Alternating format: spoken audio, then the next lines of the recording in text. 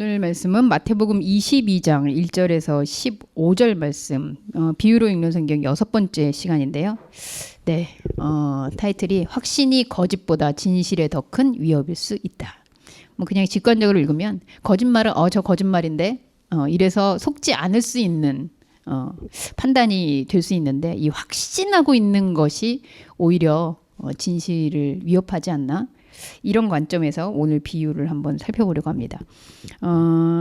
천국의 비유라고 되어 있는 여러 가지 말씀 중에서 그중 한 비유예요. 예수께서 22장이면 이 배경이 그 예수님이 성전 정화를 하고 이제 그 죽음을 향해서 나아가는 여정 가운데 있었던 한 말씀입니다. 마태복음 22장 1절에서 15절 말씀 제가 읽어보겠습니다.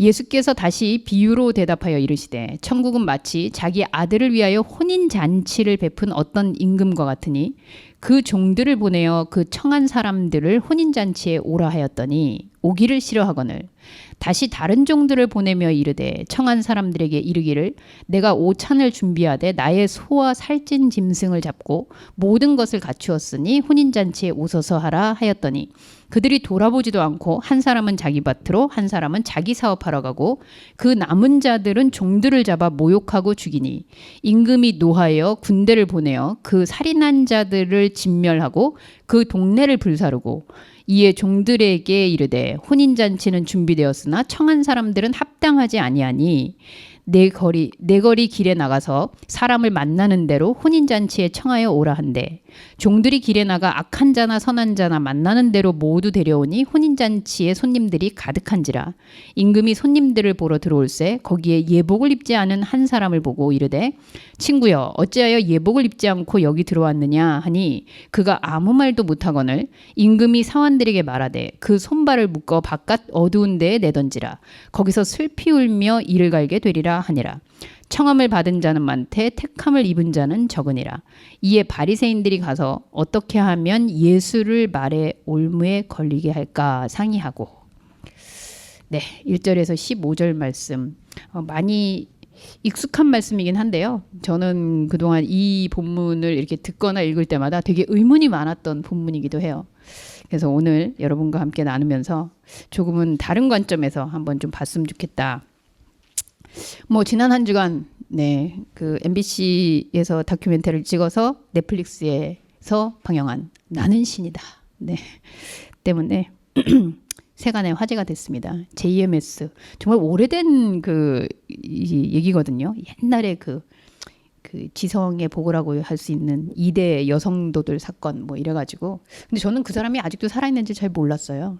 근데 지금까지도 사실은 이게 한 교주의 그 성폭력이라는 그 괴이한 그 행태를 폭로하고 고발한 사건으로 볼 수도 있겠지만 사실은 궁금한 건 그런 점이죠.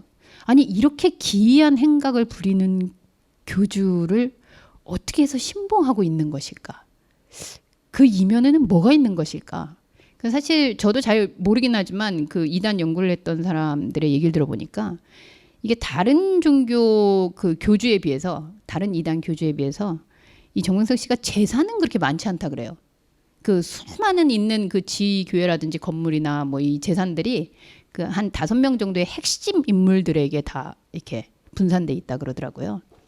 그럼 결국은 이 교주는 미안한 얘기지만 그 어떤 성에 대한 도착을 가지고 있는 사이코패스인데 그것만 채워주면 다른 것들에 대해서는 아주 수월하게 움직일 수 있는 사람이 아닌가? 라는 추측이 좀 되더라고요. 그래서 과연 이들을 이렇게 신봉하게 하는 그 확신을 갖게 하는 그 저변에 뭐가 있을까? 이런 의문으로 저는 한 주간 동안 참 마음이 싱숭생숭한 그런 시간이었던 것 같아요. 그런 것들을 염두에 두고 오늘 이 본문을 좀 보면 어떻게 될까라는 생각을 하는데 혹시 인사님 청첩장 받았는데 여기 왜 가지? 이렇게 좀 안 가고 싶었던 적 있습니까?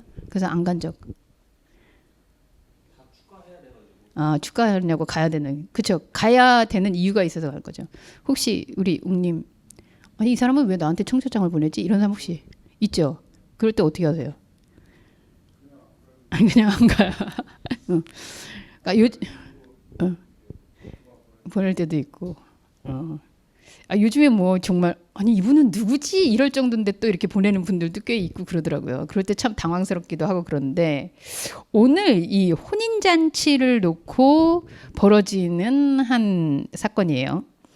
근데 그냥 아는 얘기라 이렇게 고개를 흔들면서 읽을 수도 있지만 끄덕이면서 사실은 좀 아니 이런 잔혹한 얘기였어? 할 만큼 앞뒤가 좀 맞지 않는 그런 얘기예요. 어떤 측면에서 그런지 우리 한번 살펴봅시다. 그 예수님이 많은 천국의 비유와 흡사하게 천국은 마치라는 문구로 시작하기 때문에 이거를 우리가 천국 비유 이렇게 생각을 하게 되는 거죠. 하지만 이 임금이라는 인물을 가만히 이제 추적하면서 우리가 보게 되면 천국의 비유고 그렇다면 이 임금은 분명히 하나님 왕이신 하나님을 상징하는 얘기일 텐데라고 익숙하게 받아들이고 있었는데 사실 이 임금이 정상인가 하는 질문을 던지게 돼요. 자, 그 어떤 이유에서 그런가? 1차적으로 이제 초청을 하는 그 3절에서 6절 말씀. 네, 2절부터네요. 거기 보면 어떤 임금이 자기 아들이 이제 혼인 잔치를 합니다. 근데 여기서 어떤 임금이라고 나와요. 그 임금이 아니고. 그러니까 지정에서가 아니고 이 임금은 누구나 될 수 있는 그 불특정 다수의 한 임금이에요. 근데 이 사람은 자기 아들이 오늘 혼인 잔치를 하는 겁니다. 그래서 종들을 내보내서 오라고 하는데 조금 아까 우리가 나눈 얘기처럼 3절에 보면 오기를 싫어하거늘 분명히 이미 청했던 사람들이거든요. 그래서 그 사람들은 청함을 알고 있었을 거예요. 그래서 청함을 받은 사람들을 데리러 나갔는데 이 사람들이 싫어하는 거예요. 여러분 그냥 초청이 아니고 임금이 초청한 겁니다. 이상님, 근데 군대 대대장님께서 이사가 내 아들 결혼하는데 너 좀 와야 되겠다. 어떻게 할까요? 나 모르는 안 가도 될 것 같아요. 뭐 크게 받은 게 없군요. 이제 군대 제대했으니까 네, 관계가 없군요. 네. 임금 초청인데 대통령이 오라는데 혜민 씨 대통령이 초청장을 보냈어요. 혜민 씨 와주시기 바랍니다. 어떻게 할까요? 가봐야 알겠죠. 일단은 가보는 거죠. 근데 사람들이 오기 싫어해요. 이유가 뭘까? 이게 그냥 동네 무슨 이장님도 아니고 임금씩이나 되는 사람이 진작에 초청장을 보냈고 초청을 하는데 안 가는 이 사람들. 그래서 우리는 이 임금이 하나님이라고 했을 때 굉장히 이 불순종하고 거역하는 마음들로 가득 찬 이 사람들 이제 이렇게 생각할 수 있는 거죠. 과연 그런지는 좀 살펴봅시다. 그랬더니 이 임금님이 다시 종들을 보내요. 그래서 야 음식 진짜 맛있는 거 많이 했어. 오늘 하연이가 없어서 아쉽네요. 맛집으로 이제 투어를 시켜주는 거죠. 정말 맛있는 음식을 내 차려놨는데 오지 않을래? 그러면서 또 초청을 합니다. 근데 사람들이 음식에도 안 넘어가요. 사실 이 당시에 음식을 임금이 차렸으면 뭐 꽤 잘 차리지 않았을까요? 네. 근데 이 중에 보면 돌아보지도 않았다. 그리고 밭으로 사업하러 이러고 가요. 그러니까 애초부터 갈 마음이 없었기 때문에 다시 청해서 그러니까 음식 때문도 아니고 하여튼 이 사람들은 그냥 가기 싫은 거예요 지금. 근데 이 좀 의아한 장면이 나오는 게 그런데 안 가면 됐지. 그 초청하러 온 종들을 모욕하고 죽였다. 이 극단적인 얘기가 나옵니다. 아니 그냥 못 가면 안 가면 되지. 그 초청하러 온 종들을 죽일 거는 뭡니까? 이거 좀 이상한 사람들 아닐까? 너무 과격하지 않습니까? 네. 그래서 그 사람들이 결국 죽였어요. 이게 첫 번째 초청의 분위기예요. 이상님 드는 느낌은 이 살벌한 초청에 네. 살벌한 초청에 그래서 제가 GPT한테 물어봤죠. 뭐라고 물어봤을까요? 이렇게 가기 싫은 결혼식인데 계속 강요를 한 때에 어떻게 너는 생각하니? 이러고 제가 물어봤어요. 안 물어본 거 여러분들이 오해할까봐 제가 그래서 답을 여기다가 GPT의 말을 적어놨죠. 그랬더니 이 GPT가 뭐라 그러냐면요.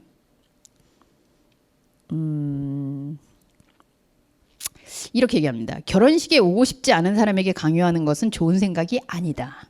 그것은 스트레스와 분노를 유발할 수 있고 그것은 그 사람들을 불편하게 하고 환영받지 못하게 할 가능성이 있다. 게다가 그들의 존재는 결혼식과 전반적인 분위기에 방해가 되고 방해가 될 것이다. 그 사람들의 뜻을 존중하고 그들에게 오라고 강요하지 않음으로써 어색함을 피하는 것이 가장 좋은 방법이다. 네, 훌륭하지 않습니까? 저도 이렇게 생각해요. 오기 싫다는데 억지로 지금 오게 하고 있는 이 임금. 그래서 제가 GPT한테 또 물어봤어요.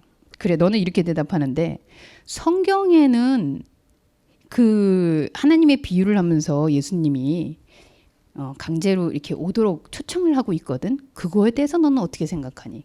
그때 성경을 읽은 이 GPT가 이런 얘기를 합니다. 결혼잔치에 억지로 사람들을 초대하는 왕의 태도는 절박하고 절박한 것 중에 하나이다. 네, 그 성경을 해석해서 절박해서 그렇다는 거예요. 그래서 그래. 자, 그렇게 생각하고 내가 다시 읽어봤어요. 이렇게 오기 싫은 사람을 억지로 끌어들은 하나님의 만약에 사랑이라고 전제를 한다 그랬을 때 과연 진짜 그럴까? 아무리 내가 사랑하는 사람인데 절박하다고 해서 이렇게 강압적으로 하는 것이 과연 사랑일까? 자, 2차 초청을 한번 볼게요. 2차 초청은 7절에서 10절까지예요. 7절에서 10절인데 이거 굉장히 살벌합니다. 우리 같이 한번 7절에서 10절 읽어볼게요. 시작. 임금이 놓아요. 군대를 보내어 그 살인한 자들을 진멸하고 그 동네를 불사르고 이에 종들에게 이르되 혼인잔치는 준비되었으나 청한 사람들은 합당치 아니하니 내거리 길에 가서 사람을 만나는 대로 혼인잔치에 청하여 오라 한데 종들이 길에 나가 악한 자나 선한 자나 만나는 대로 모두 데려오니 혼인잔치에 손님들이 가득한지라. 네, 임금이 자기가 종들을 내보냈는데 아까 그 안 오는 것뿐만 아니라 이제 죽이고 모함했다 그랬잖아요. 화났어요. 그래서 결국은 종들을 다시 보내서 살인한 자들을 진멸해요. 네, 이해할 만합니다. 아니 어떻게 내 종들을 죽일 수 있어 하고 진멸했어요. 근데 그 다음에 어떻게 돼요? 동네를 아예 불살라 버렸어요. 예. 아니 무슨 푸틴입니까? 빈라덴입니까?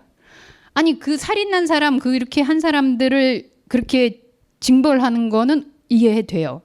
그런데 전혀 그 사실과 상관없는 동네 사람들을 그냥 각자 살고 있던 거기 어린애도 있을 거고 뭐 전혀 이 결혼식하고 상관도 없었던 주민들도 있었을 텐데 이들을 불살라 버렸어요. 임금이. 이 임금은 사실 더한 임금이죠. 그 종들을 죽인 사람들보다 한 수 더 위잖아요. 자, 여러분 이게 천국의 비유라는 사실을 잊지 말기 바랍니다. 이 지옥의 비유가 아니에요. 지금 천국의 비유를 하고 있는 거예요. 그리고 여러분들이 잘 알고 있는 혼인잔치에 대한 이야기가 등장하고 있는 거예요. 자, 결혼을 앞두고 이 임금이라는 아버지라는 사람이 결혼식을 앞두고 이런 잔인한 일을 지금 실행하고 있는 거예요. 아, 이게 맞나? 자, 정말 이 사람은 왜 무조건 손님이 많이 와야 된다고 생각했을까? 그래서 결국은 가서 길거리에 가서 내거리라는 건 어떻게 보면 어디로 갈지 모르는 방향 없는 사람들이거든요. 전혀 결혼식이 목적이 아니었던 그냥 그야말로 아무나를 데리고 옵니다. 그래서 나중에 10절에 보면 혼인잔치에 손님들이 가득 찼다. 애초부터 임금은 내가 혼인잔치를 베풀면 손님이 가득 차야 돼 라는 전지를 가지고 있었던 거죠. 그래서 손님을 모으는데 성공했어요.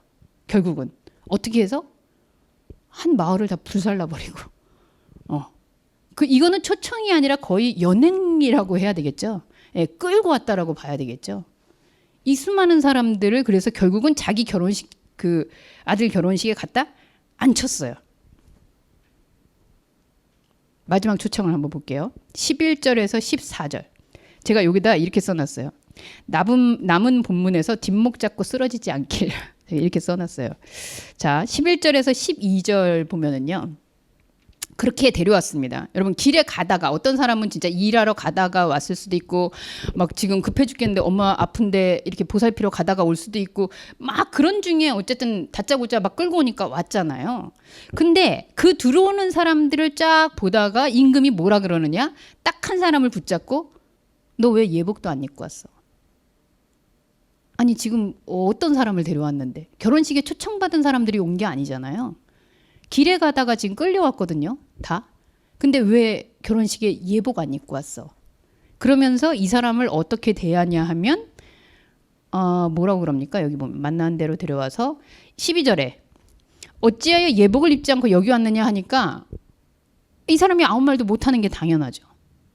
나 지금 결혼식에 오던 거 아니고 나 지금 지나가다가 왔는데 그러니까 이 사람이 뭘 죄를 져서 아무 말도 못하는 게 아니라 저 같아도 아무 말을 못할 것 같아요. 그리고 예복을 안 입은 사람이 이 한 사람뿐이었을까요? 그럼 지나가다가 그 끌려온 사람들은 다 예복을 입고 있다가 왔을까요, 여러분? 제가 저 성경을 너무 부정하나요? 아니 저는 상식적으로 묻는 거예요. 여러분 심오한 거를 묻는 게 아닙니다. 네, 지금 길에 가던 사람들 다 끌고 왔는데 정말 그들 중에 이 한 사람만 예복을 안 입었을까요? 제가 볼 때는 거의 다 안 입었을 거예요. 예복 입은 사람이 드물죠. 그리고 또 하나 이상한 건 자, 결혼식에 예복은 누가 입습니까? 영애님, 결혼식에 예복은 누가 입습니까? 그렇죠. 네, 결혼식에 예복은 결혼하는 사람이 입는 거예요. 우리가 그걸 맞춰주기 위해서 정장을 입고 가기는 해요. 근데 그걸 예복이라고 하진 않아요. 하객 룩이라 그러죠. 하객으로 가는 거지 내가 그때 예복 입고 가면 이게 뭔 일이래. 그죠? 하얀색 옷만 입고 가도 우리 막 뭐라 그러잖아요. 웨딩드레스를 내가 만약에 하객으로 갔는데 입고 갔다? 이거 욕먹을 일이죠. 오히려 쫓겨날 일이죠. 근데 왜 예복을 안 입고 왔어? 이러면서 이 임금이 얘기하는 거예요. 뭐 어쨌든 앞뒤가 다 안 맞아요. 근데 심지어 13절. 네, 읽고 싶지 않지만 여러분 같이 읽읍시다. 시작. 임금이 사원들에게 말하되 그 손발을 묶어 바깥 어두운데 내던지라. 거기서 슬피 울며 이를 갈게 되리라 하니라. 자, 인선님 지금 심각하게 바라보고 계시는데 네, 심정을 좀 물어봐도 될까요? 어떻게 이런 상황?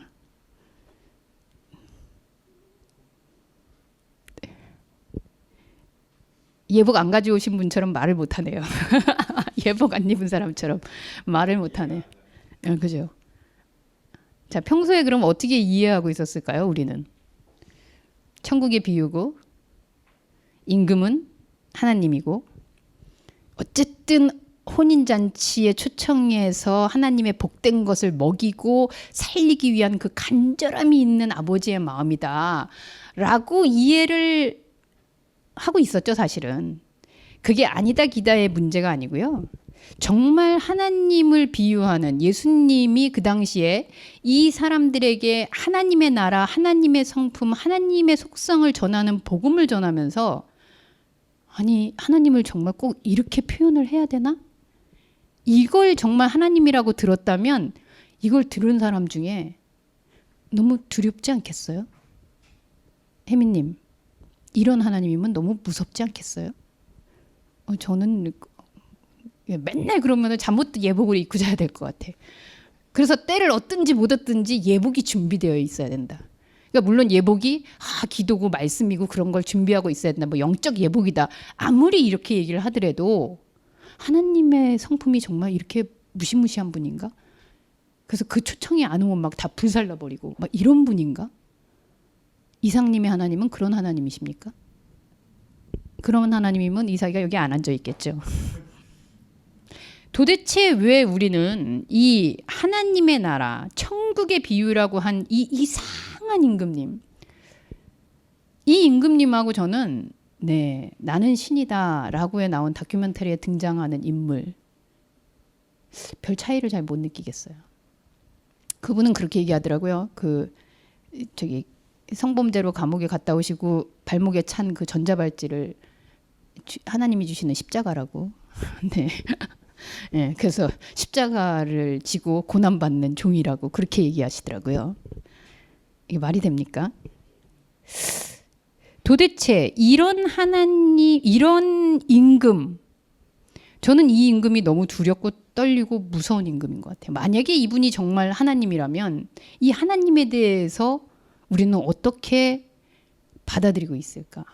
왜 예수님은 지금 천국 비유를 하면서 이렇게 무지막지한 예를 들어서 혼인잔치를, 그 아름다운 혼인잔치 이야기를, 그 위험 있는 하나님에 대한 이야기를 이렇게 끄집어내고 있는 걸까요?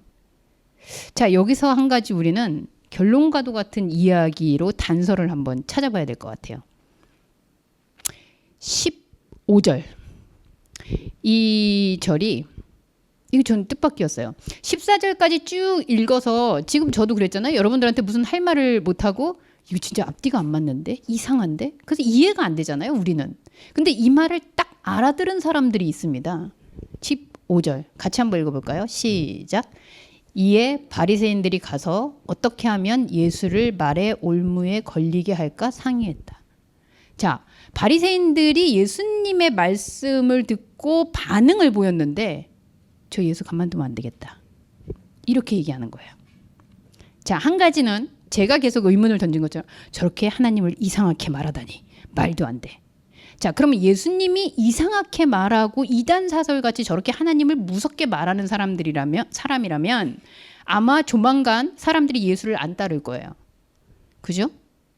근데 저거 위험한데? 가서 가만히 두면 안 되겠는데? 자, 이 사건이 여기에만 있는 게 아니고 우리가 지금 22장만 읽었습니다만 21장 본문을 보면 거기에 어떤 내용들이 있냐면 여러분들이 잘 아는 얘기예요. 먼저는 성전에 들어가서 채찍질을 하시면서 그쵸? 이 하나님의 성전을 강도의 소굴로 만들었다 이러면서 분노하셨습니다. 이어서 어떤 얘기 하시냐면 건축자들이 버린 돌이 모퉁이 돌이 되었다. 이 말은 종교 지도자들에게 하는 말인데 너희들이 정말 소중히 여겨야 할 것들, 버린 것들이 오히려 하나님은 건축의 중심이 되게 하신다. 이 말은 종교 지도자가 아니라 그 순수한 마음으로 하나님을 믿고자 하는 이들을 들어 쓰시겠다. 이런 말이에요. 그리고 또 하나 있는데 포도원 주인 말합니다. 포도원 주인이 잠깐 갔다 온 사이에 종들이 아들 죽이고 뭐 이런 사건이 또 등장을 해요. 그러면서 마지막에 뭐라고 하시냐면 하나님 나라를 너희는 빼앗기고 그 나라의 열매를 맺는 백성이 받으리라. 이런 말을 이 본문 앞에 하셨어요. 그래서 거기에 마지막에 어떤 기록이 나오냐면 제사장과 바리새인들이 예수를 잡으려고 하나 백성들의 눈치를 보느냐고 잡지 못했다. 이런 얘기가 나옵니다. 여러분 무슨 말인지 살짝 감이 오시죠? 예수님이 지금 성전 정화 사건부터 시작해서 얘기를 하고 있는 대상이 백성들이 아니라 신앙을 믿고 있는, 잘 믿는다고 하는 바리새인, 종교 지도자, 제사장 이런 사람들이에요. 그래서 앞에서 했던 비유들도 저거 우리 뼈 때리는 얘기네. 이렇게 생각해서 지금 바리새인과 제사장이 예수를 잡으려고 음모하는 중이었거든요. 근데 이 얘기를 들었어요. 천국의 비유라고. 근데 이 얘기를 듣고 나서도 또 반응이 예수 가만히 두면 안 되겠다. 저 말을 걸고 넘어져서 저놈을 집어넣어야겠다. 그러면 앞에서 있었던 얘기하고 뒤에서 있던 얘기가 유사한 맥락을 갖고 있다라는 얘기겠죠. 그죠? 자, 그러면 한번 우리 추리를 정리해 볼까요? 그러면 여기에서 등장하는 임금은 과연 누구일까요? 예수님이 얘기하고 있는 이 천국은 어떤 천국일까요? 혜민이. 그렇죠. 우리 혜민이 너무 훌륭하지 않아요? 아니 언제부터 이렇게 바리새인들이 생각하는 천국, 바리새인들이 생각하는 임금. 그래서 이들이 생각하는 종교 지도자들이 생각하는 이 임금과 이 천국이 백성들에게 계속 전해지고 있는 거예요. 이건 예수님이 생각하는 진짜 천국이 아니에요. 이 혼인잔치는 우리가 생각하는 그 어린 양의 혼인잔치, 예수님과 함께 만난 혼인잔치 아니에요. 저는 아니라고 봐요. 어떤 아버지가 자기 아들 결혼식에 자기 아들 며느리는 전혀 등장도 안 합니다. 혼인하는 사람에 대한 관심은 1도 없어요. 하객이 많냐 적냐, 모이는 사람이 오냐 안 오냐, 이거에만 집중하고 있어요. 왜 그럴까요? 이 하객은 뭘 상징하나요? 이 모이는 사람들은 과연 임금에게 뭘 얘기해 주는 걸까요? 인선님 결혼하는데 몇천 명이 왔어요. 아버님 친구를 위시하여. 사람들이 볼 때 뭐라 그럴까요? 대단한 집안이네. 와, 대단하네. 아버지 뭐 하시는 분이지? 물어보겠죠.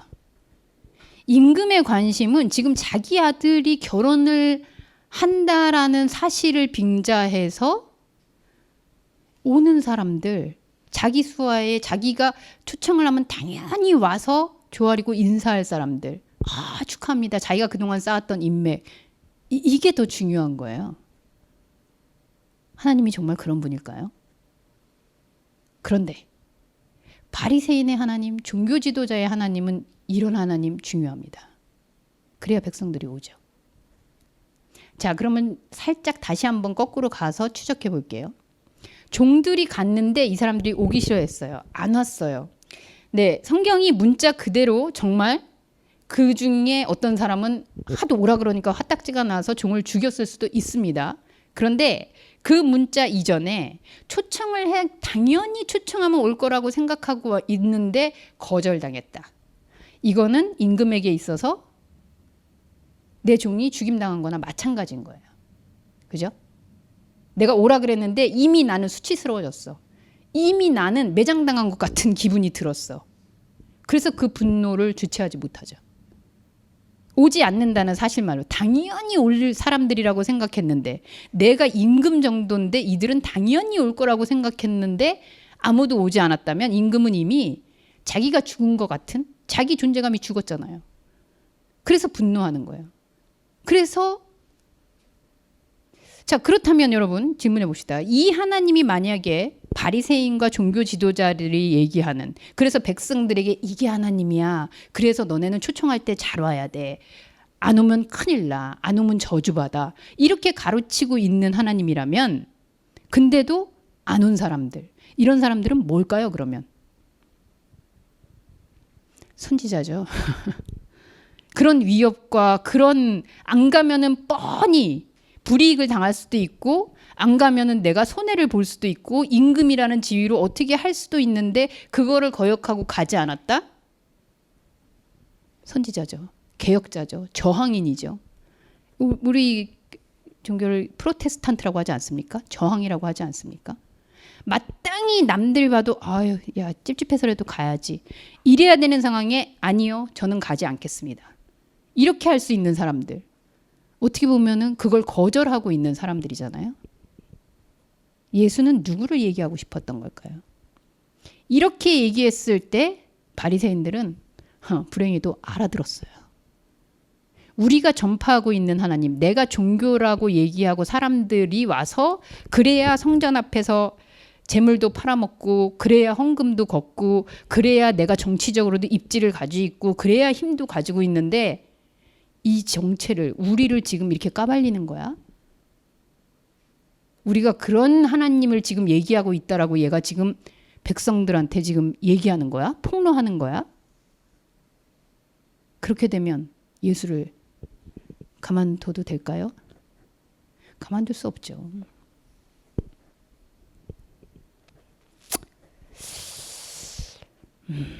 우리는 천국, 혼인잔치, 임금 이런 얘기 때문에 이거는 하나님 나라 얘기야, 복음이야. 그래서 우리 GPT도 그렇게 해석해 줬어요. 이거는 간절한 마음이다. 영혼을 혼인잔치로 데리고 오고 싶은 하나님의 간절한 마음이다. 근데 어떤 간절한 마음이 이렇게 마을을 불사르면서 간절합니까? 거기에 올 수 있는 사람도 있을지 모르는데 하나님은 그런 잔혹한 분이 아니세요. 근데 오늘날 이단들이, 혹은 오늘날 저를 포함한 목회자들이 이런 모습하고 많이 다르지 않은 것 같아요. 목사님이 얘기하면 교회를 먼저 우선적으로, 일보다도 재능을 발휘하기 전에 교회에다 먼저 하나님이 부르시면 무조건 거기에, 그러면 하나님이 복 주시고 하나님이 거기에 다 보상해 주신다. 그래서 가면 혼인잔치에서 맛있는 거 좀 먹어요.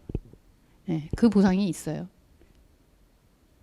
이단들이 얘기하는 하나님 나라와 예수님이 지금 폭로하고 있는 이 하나님 나라의 이야기가 크게 다르지 않다는 거죠.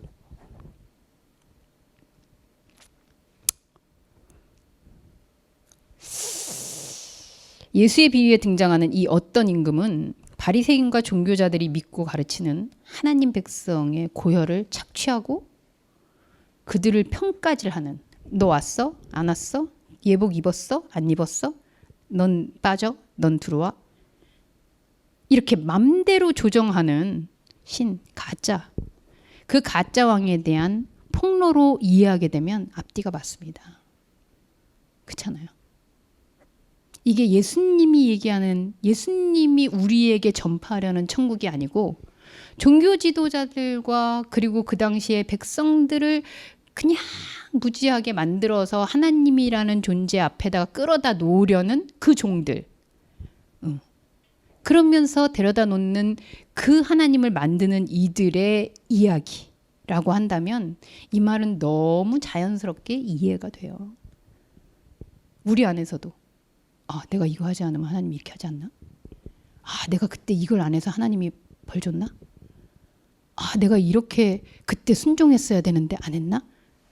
이런 잣대들, 이런 것들이 진짜 하나님일까요? 내 안에서 불쑥불쑥 올라오는 하나님들, 어떤 하나님들이에요? 어떤 임금들? 그거는 각자가 얼마든지 그렇게, 하나님은 이런 하나님, 그래서 두려움에 떨게 하고, 그래서 불안에 떨게 하고, 그래서 마치 안 하면 안 되는 것 같은 절대 권력과 절대 권위를 가지고 있는, 거기서 떨면서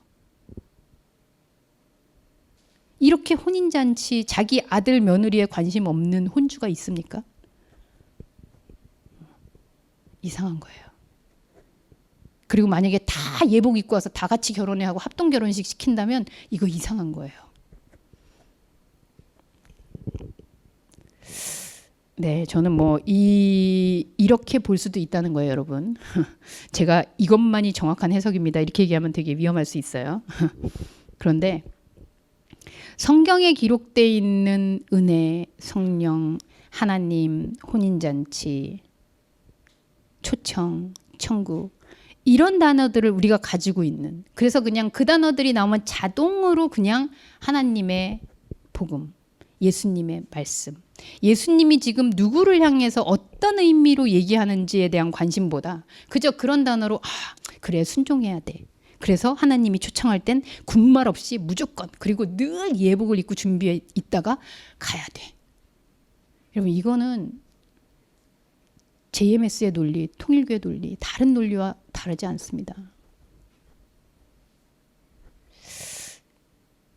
예수는 그때나 지금이나 우리 안에서, 특히 우리의 내면 안에서 종교의 이름으로 제멋대로 천국, 제멋대로 혼인잔치, 제멋대로 임금 노릇하는 이들이 판을 치고 있음을 폭로해요. 우리 안에서. 가짜 하나님이 그래서 그 위협을 가지고 우리를 계속 흔들고 있는 그 상태를 폭로해요. 여러분, 폭로가 있다라는 게 나쁜 게 아니죠. 폭로돼야 되는 거죠. 그리고 위협해요.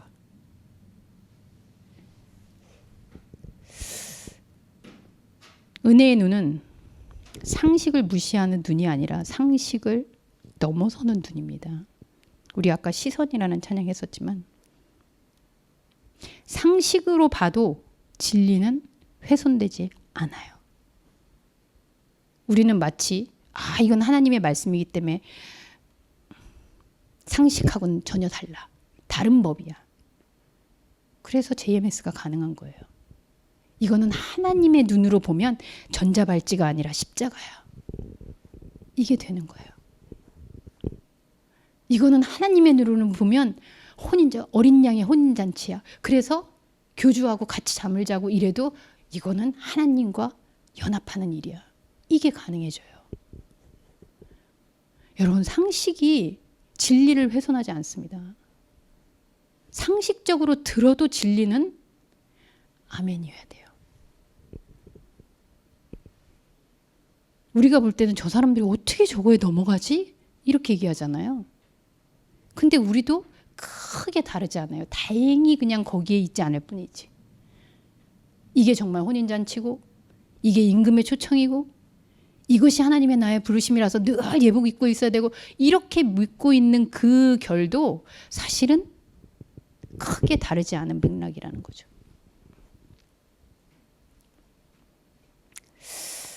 네. AI한테 질문해 본 결과 저는 그런 생각이 들었어요. 역시 AI는 사람이 시키는 대로 얘기하는구나. 신앙은 AI도 똑같구나. 그래서 우리가 더 많이 생각해야 돼요. 더 많이 질문해야 돼요. 이 임금은 누구입니까? 왜 사람들은 오기 싫어했습니까? 여러분, 백성들은 아는 거예요. 저기 가면 안 된다는 거. 저 초청은, 저 혼인잔치는 가면 안 되는 거 아는 거예요. 그래서 점잖게 거절한 거예요. 나 일해야 돼요. 나 사업 가야 돼요. 나 밭에 가야 돼요. 근데 어느 중에 어떤 사람은 네, 이 저항심이 시민의식으로 나오는 거죠. 이런 나쁜 것들, 에라이. 그렇게 사람들을 끌고 가려고 그러냐? 그리고 저항하는 거죠. 그랬더니 그걸 다 불살라버려요. 예수님이 말해서 모든 것이 은혜가 아닙니다, 여러분. 예수님이 누구를 향해 어떻게 얘기하고 있는가. 그렇다면 오늘 우리는 결론이 아니라 답이 아니라 질문해야 되죠. 과연 내 안에 있는 임금은 누구인가? 어떤 임금인가? 아니면 그 하나님인가? 그 질문이 우리로 하여금 매일 눈을 떠서 새롭게 질문할 수 있는 그 상황일 때, 네, 미안하지만 우리는 그 혼인잔치를 거절하고 있는 선지자일지도 모르죠. 내 안에 있는 임금, 나를 위협하고 유인하고 그리고 뭔가를 하면은 또 뭐 잘못했다고 혼내고 또 트집 잡고 이건 아니잖아 하고 이런 하나님은 여러분 정말 고백해야 돼요. 그건 신이 아니다. 우리가 알고 있는 하나님이 아니다. 기도하겠습니다. 하나님, 상식이라는 이름하에 우리는 신앙은 상식이 아니라서 수많은 사람들이 간증합니다. 내가 정말 하기 싫고 내가 정말 어렵고 정말 힘들고 괴로워서 그러나 하나님의 명이라서 이렇게 했더니 하나님은 복을 주시더라. 네, 나의 고통이 복임을 고백할 수 있는 것은 분명 은혜입니다. 하지만 하나님이 정말 그렇게 우리를 괴롭히고 힘들게 하고 어렵게 하고 끌고 가서 그리고 말 안 들으면 불을 지르는 그런 하나님이 아니라는 사실이 너무도 당연한데도 불구하고 우리는 내가 약하고 힘들고 어려울 때 그런 하나님을 떠올리게 됩니다. 하나님, 그것은 무슨 연유일까요? 우리 안에 예수님이 폭로하시는 것을 불편하지만 들을 수 있는 귀, 대면할 수 있는 시선을 허락해 주옵소서. 예수님의 이름으로 기도합니다. 아멘.